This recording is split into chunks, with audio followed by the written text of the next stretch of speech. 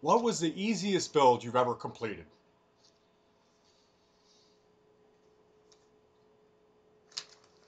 Probably, I built a couple of Barry at guitarpcb.coms, boards. I've bought a few from him. He's really cool. He's given me some, just to check out. Um, there's one overdrive that I can't. I think he calls it the. I don't remember what he calls it. It's basically an Electro overdrive, and it was real easy. Couple of parts, couple of wires, done. You know, the easiest thing to build is probably a fuzz bass. Getting it to sound good, that's another story. So, what was the most challenging build? Not, Well, not. I don't want to say discuss something that you haven't been able to quite perfect it. The most challenging, completed, fully functioning build. I was going to say the clone theory, but I don't know if that actually, fits that criteria No, anymore. no, it fits the criteria. Thing I works, mean, works. it works, but there are noise issues with it, and I think part of that's just because of the way the layout was. Doing it on Vero, some things shouldn't be on Vero. Sure. That's something that really should, probably have a PCB made for it. The biggest one would probably be the Ludwig Phase 2. I've got the Oh, boards for it. I've got an original, so it would be nice to have the one that me and RG and Dino and Kepi, worked up. Uh, and one of these days, if I can ever afford it, I'm going to send some money to Dino and ask him to build one for me, because he had offered to do that. My eyes are bad, so I mean, doing that much intensive work is just not good for it. Uh, but yeah, the clone theory was probably the most intense, hardest one out of the ones that I've built. There was a lot of parts. I mean, just crazy amount of parts, and all the chips for it, and then calibrating it, and trying to get it where I was surprised it fired up the first time I put the power to it, and it sounded just like my original. And I mean, it was like you know the old O phase comes out. It was like cause my original I got in '77. I traded with my buddy Randy Leone in high school for he wanted a small stone. He didn't like the clone theory, so we traded, and I ended up with the clone theory, and I kind of built a lot of my style around that sound. And then many, many years later, I ended up pawning it off to a Daddy's Junkie music store to help my neighbor's kid get his first electric guitar. And I was just doing it temporarily so I could go back and buy it the next day when I got paid. But unfortunately, it disappeared as soon as it hit the computer. It was gone. So it took a long time before I found another one. So I do actually have a real clone theory in the arsenal too. But the one that I have sounds like the original one that I had. But there were two models. There was one with the Vibe plan switch, and incidentally, people don't buy that piece of crap reissue from Electro Harmonics. It doesn't sound anything like the real one, and it's noisier than putting a fan on a microphone. You know, you know. But the one with the Vibe flange switch is cool if you can find the original one because there's a notching that you can set it where it's in between the Vibe setting and the flange setting, where it just does kind of random weirdness. It's kind of cool. I like random weirdness. so how do you deal with challenge and failure? Does it bother you when you have something? How do you deal with the failure? Usually I go on doityourselfstompboxes.com and whine about it. uh, a lot of times I walk away from it, and like I said, my eyes are bad, so I'll give it a night. I'll come back in the morning and dick around with it the next day. A lot of times it ends up being something stupid, like I'll be off like one row on a trace or something with like a component, or there'll be a little teeny minuscule microscopic solder bridge or something, or in the case of some things, I'll have it plugged into a battery that's dead. Well, yeah, this leads me into the next question. What? How about some real quick do's and don'ts for beginners? Okay. Don't drink shots of vodka or tequila before starting a build. Uh, uh, make sure that you have your part together before you start, because there's nothing worse than like being halfway through going, oh shit, now I got to order something from Asia. you know. Uh, be careful with your fingers. Your fingers, I mean, most of the people that build this stuff are all musicians. You want to try and keep them as intact as you can. Uh, Better late than don't. never. Better late than Uh, never on that one. actually, it's like I don't know if you can see this. Could you see like the edge of my middle finger there? How it goes Little like bit. this? Yeah, a little bit. Yeah, yeah. Well, remember I was telling you about Mr. K, the electronics guy. Well, Sure. one day back in the '70s, after smoking some kind of vitamin or other, I went to electronics class there, and apparently I was a little too loaded, and I burned the edge of my finger off with a soldering iron. So I don't recommend that. He called me a peckerhead, of course, and told me to go sleep it off out in the lawn. So that's what I did. It was, it was a humbling moment, but it was the '70s. Don't try this at home. We were highly paid. I mean, highly paid, trained professionals. Well, I personally I used to do drugs in the '80s, but now I don't care what temperature it is. So when you uh, they're with the PG-13. when you first started with do-it-yourself effects pedals, where did you get your parts? um, there's a place in Newington, which is about 10, 15 minutes from my house, called Cables and Connectors. I used to go there to get parts originally. And then I realized, holy Christ, I'm paying way too much money. And I'd known about Mauser for years, so I started going to Mauser, but I would tend to buy the wrong parts, because I didn't know what the hell I was doing. And, you look at these things, they all look right, you know. Yeah, It well, doesn't Mauser's a little bit challenging. They offer so many varieties. and they all look the same. And it's like it's hard to tell if a capacitor is going to be this big or if it's going to be this big, from the pictures there. So I did the Mauser thing and then realized that holy shit, I was paying more in shipping sometimes than I was in parts. And I was like, this is just unacceptable. I tried. Dino had recommended Effects Connection online. I tried them; they were okay. And then somebody on DIY had mentioned Tata Electronics, and I get most of my stuff from there now. I've been very, very impressed by them. If I need switches, it's Lawrence Scaduto all the way. Bitches love my switches.com. He's got the best prices that I've found. Uh oh. Okay. Uh, Oh yeah, yeah. And of course you can't forget Small Bear for things. I mean Steve Daniels and crew. I mean it's like there's things that you can get at other vendors, but you're not going to get as good of a deal as you get from Steve. I mean, I just like I said, I was building John Patton, aka Midway Fair's Cardinal Tremolo. Can't talk. Cardinal Tremolo, and I needed back rolls for it, so I bought those from Steve. I mean, it's like I generally like just stock up items. I end up buying, wherever I can get them cheapest. But if I need actual like good quality stuff, that's Small Bear Electronics. yes, well, I think it's fair to mention that he does. He's been around forever. He supports the community. He's a good And community member. Aaron, also has stuff too that you can buy through the do-it-yourself stop boxes for him. Correct. And of course, equal time. Despite the fact that it might be unpopular with some people, I want to give equal time also to freestopboxes.org, because without freestopboxes.org, half the stuff that we've all learned about, we wouldn't even know about.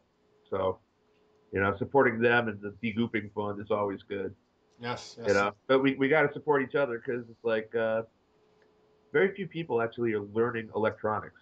I mean, if you go to school now for electronics, they just teach you how to like snap in circuit boards. That's about it. So we're a dying breed, as it were. Do you have any favorite tools that you couldn't live without? My cheap Harbor Freight Dremel, $9.99. Put a cutoff wheel on it. You can do anything you want with it. You know, cut my stuff out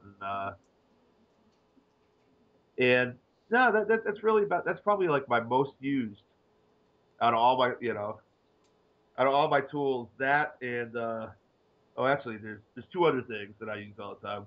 One, toenail clippers that are specifically just for nipping off like the ends of wires and stuff. And one of these little like linesman kind of things, Yeah. you know, for So chopping stuff up and stripping wires. You know, those I use a lot too. it's interesting that you mentioned the toenail clippers. Debbie Ever is a huge fan of toenail clippers, and I admit I have never used toenail clipper for anything other than clipping toes. You're not supposed to clip your toes. You're supposed to get the nails, bro. No, the fingernail clippers aren't as good. Toenail clippers, what's nice about them is they're cheap, and when they wear out, who cares? You can buy another set, you know, and they'll cut through even like thick leads. Okay. And So once they you're get some grooves in them, you can use them to strip wires too. you're using them to cut the leads, and you're using them for stripping wires.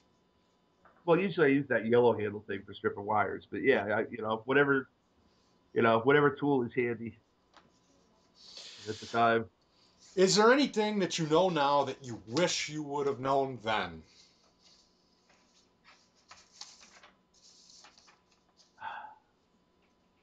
Everything, man. I wish I had always known the things that I know now. And what I know now, I find every day to be even less than I thought I knew yesterday. Do you have a favorite component, type of component? Uh, I really like, I tend to use germanium diodes a lot and things. I kind of like the way they sound. Uh, there's certain ranges of NPN transistors I like to, like MPS A15s, which sound really, really good. Uh, it's probably more the gain range of them or whatever. Uh, Big fan of Russian germanium too, because you can get them for a song on eBay. And despite all the warnings that I see from people all the time, I've actually had really good luck with Russian, transistors. I've got some actually that are going to use, so you can check them out. I think I sent you like enough to build a couple of boxes. You can build a tone bender, or, a couple of fuzz bases or whatever. Do you have Harmonic percolator. You need a harmonic Everybody needs a harmonic percolator. So do you have a least favorite component? yeah, integrated circuits.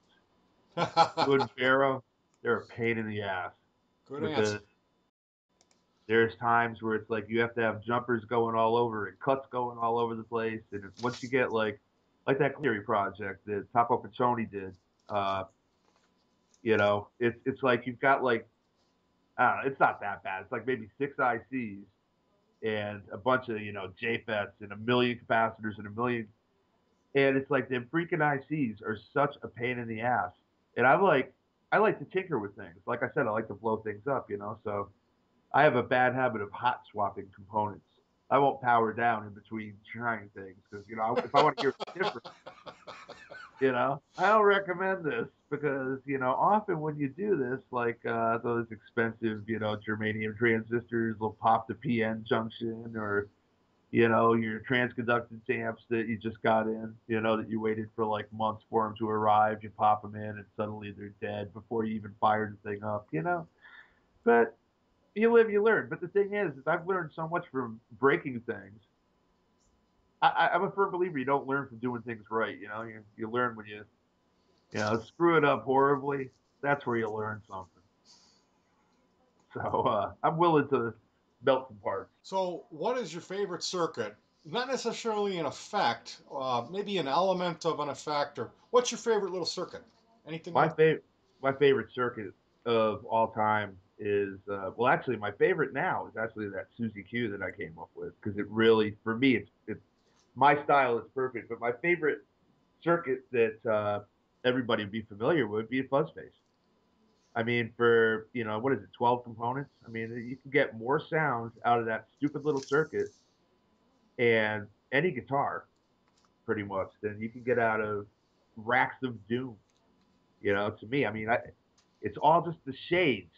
Every shade of guitar that you could imagine lives within a fuzz face if it's set up right. Do you listen to music while you work? If so, what type of music do you like to listen to when you're working? No, usually I just have like the TV on for ambience. Somebody's usually watching the idiot box in the other room. I tend to work in the dining room where I've kind of commandeered my girlfriend's table, and so I don't really watch much TV. Once in a while, I will. I watch Family Guy. My favorite is American Dad, which is just like one of the worst programs ever made. I mean, total mind rot because you puss between the ears. But no, I don't really. It's very rare that I listen to music recreationally. Usually, if I'm listening to music, it's because it's something I have to learn for a gig. Because otherwise, there's just too much going on up here, and it used to be many, many years ago when I was a kid. I remember when I smoked my first joint. It was like the music turned on in my head, kind of. It never went away. So there's there's so much that's in there all the time. It's my old guitar player Mark Easton used to say that I was blissfully ignorant of all current musical styles. And that's a good way to describe me. What do you eat or snack on while you work? Magic mushrooms, peyote buttons. What would you say is your stumbling block?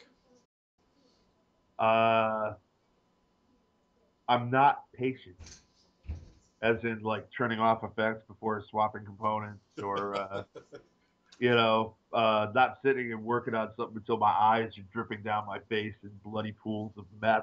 You know, uh, yeah, it's hard to be patient, and I also have a bad habit of putting off till the last minute things that I need to do. Like if I have a gig at night and I'm working on something, something's going to go wrong, so that'll tie me up all day, right up till the last minute, run out the door, and get there just in time to run on stage, kind of thing, which is comical when you see somebody my age trying to run around like a chicken with their head cut off.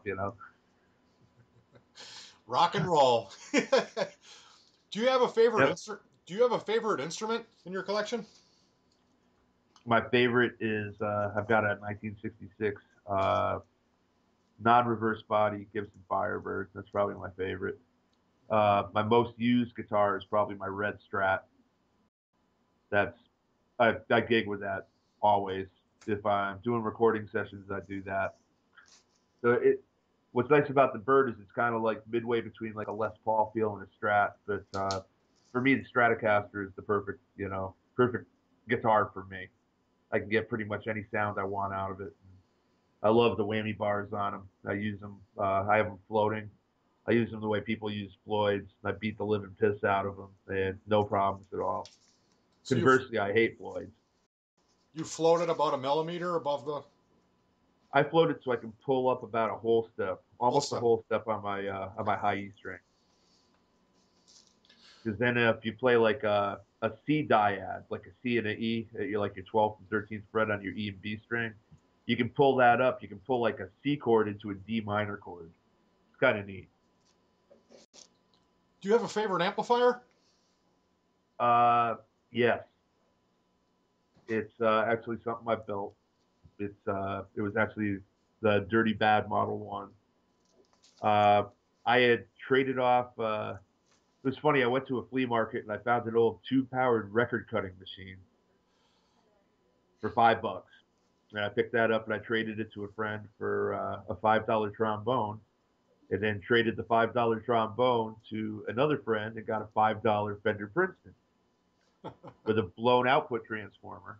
And I ended up gutting the thing, and I had quite a boneyard back then. So I took the ass end of Ampeg VT40, which is about 60 watts, and I grafted that onto the ass end of the Princeton and put a vaguely Marshall style preamp in it. Kicked it up to about 40, 50 watts, changed the output transformer, changed the power transformer, made it so you could switch between tube or solid state rectifiers. So it ended up being kind of like a little Marshall through a 12-inch. I also cut out the baffle board and I hogged in a 12-inch Celestion 100-watter. And when all was said and done, it was like having a little Marshall through a 12-inch speaker with reverb and tremolo. Great little amp. I love Marshall amps. I've always liked Marshalls. I like Fenders too. But I like solid state amps too. I mean, like I don't like JC 120 kind of. That's just there's no vibe, you know. But old K amps and things, you know, like the real early ones, like the primitive germanium ones. Ah, fuzzy goodness. Crank them full blast until they're ready to melt. You know, good Well, sound. if you had to choose, what is your favorite store-bought effect pedal?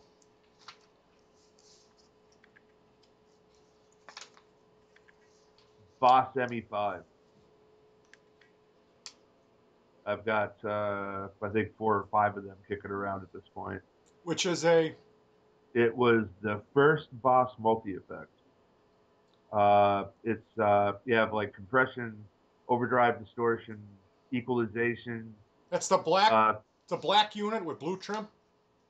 yeah, well, there was a bunch of them that had the black and the blue trim. It's like five pedals basically, right? Yeah, And they're yep, 5 pedals. each one's adjustable. Each pedal is adjustable, and you can save it in memory. But it's what set the ME5 apart was you had 64 patches. Most things have one manual mode. You put it in manual mode, you have the pedals, and you can set them however you want. With the ME5, you have a manual mode for every patch. So you can kick it into manual mode. You have 64 5 pedal boards built in, with your choice of digital reverb or digital echo, analog front end, analog noise suppression, and an effects loop. So you can just interface it with anything. They were crazy expensive when they first came out.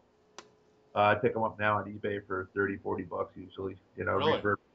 really. Yeah, they were almost $1,000 when they were new. I But to me, that was the best one they ever made. I have read good things about those online, and I seem to remember one of my favorite guitar players that a lot of people aren't familiar with him. His name's Rob Fetters. But Yeah. he played through an ME5 at one point. Now, what's your favorite do-it-yourself effect?